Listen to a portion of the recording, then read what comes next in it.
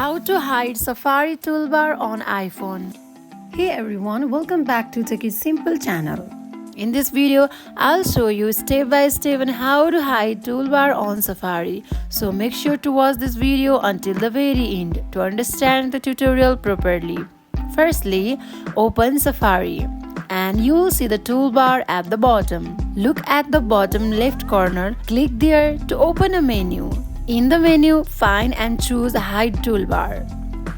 By doing this, you hide the toolbar, making your browsing experience cleaner and more focused.